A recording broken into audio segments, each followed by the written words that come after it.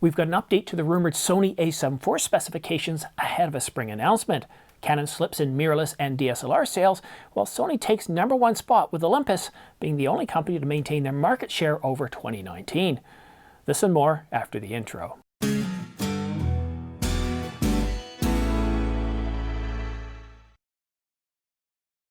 Hi, I'm Simon. Thanks for tuning into The Ordinary Filmmaker.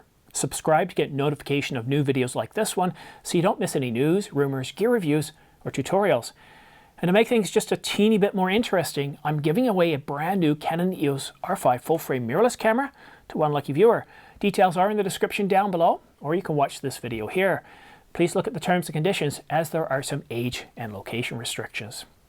And now for the news. Canon dominates the DSLR segment with 51.9% of the Japanese market. That's down from 57.4%. In the mirrorless segment, Sony improved to 27.4%, up from 22.7%. That's 4.5% over 2019. Canon had 31.6% in 2019, falling to 23.8% in 2020 and losing their first place position to Sony. I suspect part of the reason for the drop is people wanting an RP or EOS R successor and limited inventory of the Canon EOS R5. 2021 numbers should be interesting, as both Canon and Sony have big plans. Sony with the a7 IV and the a9 III. Canon with the R1, 2 entry-level full-frame mirrorless cameras, and rumored APS-C R system camera. The mirrorless camera segment is the future. Sony has a lot of strong models. They'll get a bump from the a7 IV when it comes out and the a9 Mark III. Canon should be fine too. They introduced the R5 and R6 in 2020 that exceeded sales expectations and will continue to do rather well. They'll improve their lineup further in 2021 with new models. Nikon, though, isn't doing as well, not showing up at all, as you can see from this chart thanks to Canon News. They're not selling as many lenses and bodies, and while they're #3 in worldwide market share, it's a different story in the mirrorless segment. Lens sales still see Canon as #1 with 18.3% market share, down from 19.9%, and Sony at 15.9%, down from 16.9%. And speaking of interchangeable lenses, 7 Artisans is launching 3 new APS-C lenses along with an RF lens. Are you interested in an RF 10mm f2.8 fisheye lens? I'm kind of curious about this one myself, but my wish list is a 60mm prime. At around 2.8 or 2, that would be really great, but I don't imagine it'll be very cheap. Now, the fisheye should be announced shortly, according to Sony Addict. And now to the Sony a7 IV.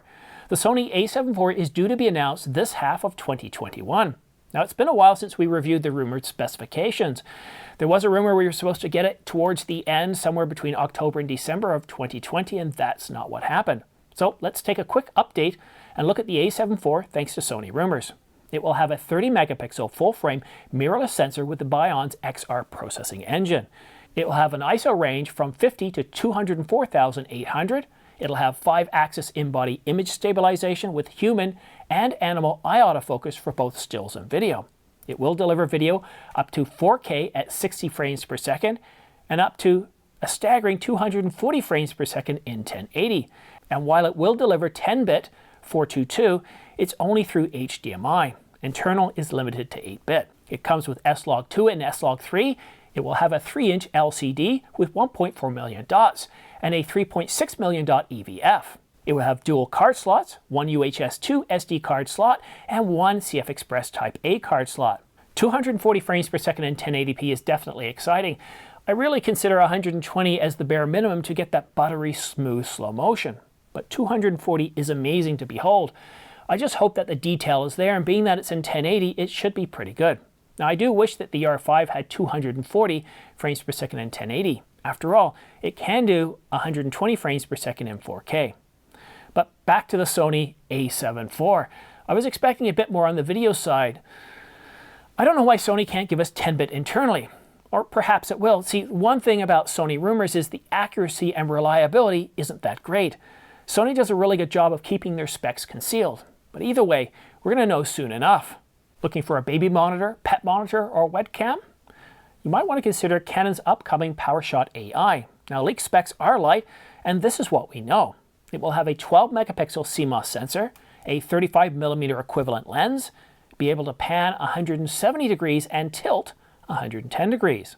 It will have electronic image stabilization, be dust and waterproof to some degree, and battery life will last 2.5 hours. It does record onto a micro SD card, and it has USB-C port and Wi-Fi.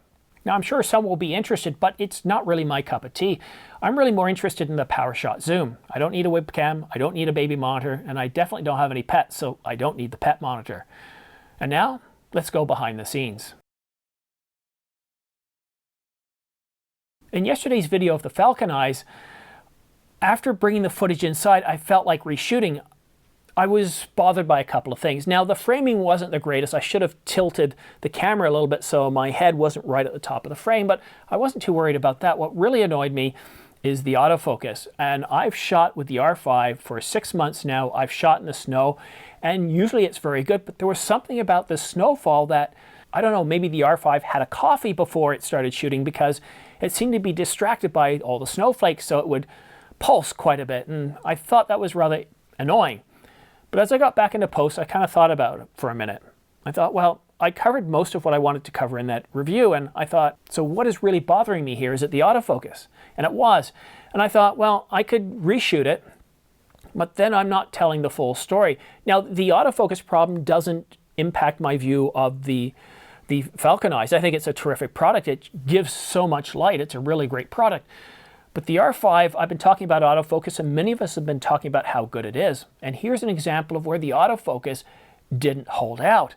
So when we talk about the R1 and that they're improving autofocus, they're going to do quad pixel autofocus, there is definitely still room for improvement with the autofocus system. I had it set to human focus. It was focused on humans, not animals. It had eye detect turned on. It should have been locked into my eyes. I don't know why it wasn't. I've never had a problem before. I've shot in the snow before, and it was absolutely perfect.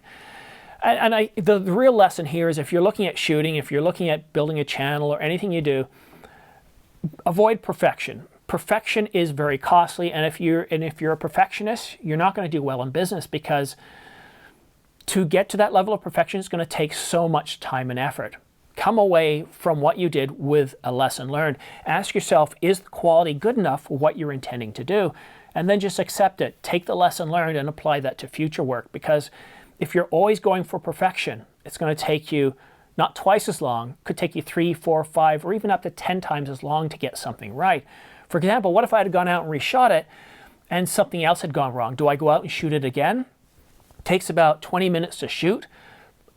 Bring stuff back in. I have to take my boots off, coat off everything, look at it in the computer, check it, apply C-log, see how everything looks, and if it's not good, then I have to take it out, do it again, and I can easily be wasting 45 minutes for each time I shoot about 15 minutes to 12 minutes of actual footage that I'm going to keep.